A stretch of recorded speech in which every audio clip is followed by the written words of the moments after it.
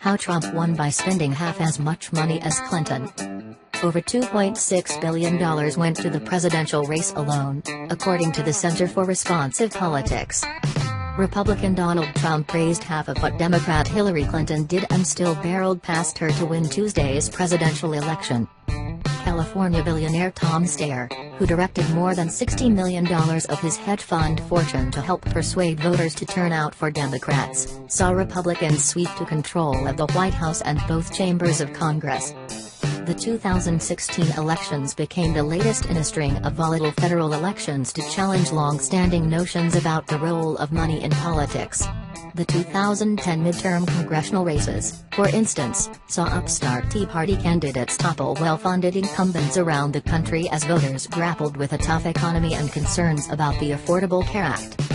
Money can help in a competitive race, but it can't make up for a sea change in the views of the electorate, said Fred Malek, a veteran Republican fundraiser who is finance chairman of the Republican Governors Association.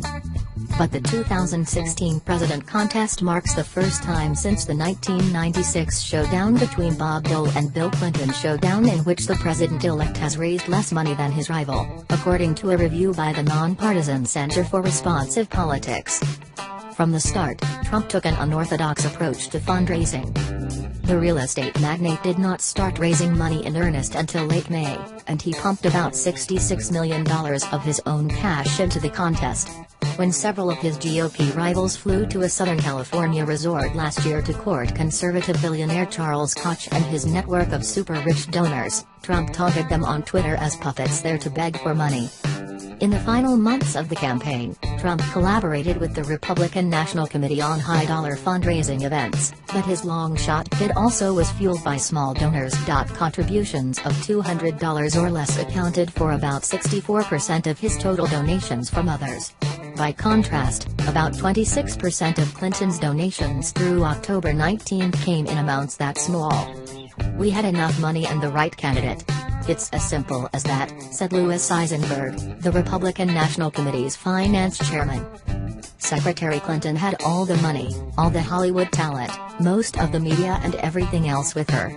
"The United States of America and the citizens of this country are too smart," he said. "It's not a one-element equation." He had the message that was resonating in the country. Although outside groups helping Clinton far outspent those backing Trump, a small cluster of wealthy Republicans did emerge to help in the campaign's final months. Hedge fund billionaire Robert Mercer, for instance, funded a super PAC that ran digital ads targeting Clinton. Diane Hendricks, Wisconsin's richest woman, put millions more into another committee that ran ads attacking Clinton and Democrat Senate contender Russ Feingold in the Badger State. Both Democrats lost Wisconsin.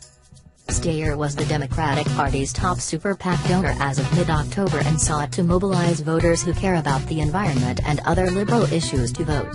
In an interview Wednesday, Steyer said he accomplished several of his goals, including boosting turnout among millennial voters in parts of key battleground states. Steyer is weighing a bid for California governor and pointed to his successes there on Election Day, including his help passing a $2 a pack cigarette tax. He said the country's most populous state offers intellectual leadership for other states. "We feel yesterday was a strong statement from California of a different way to look at the future than Donald Trump's.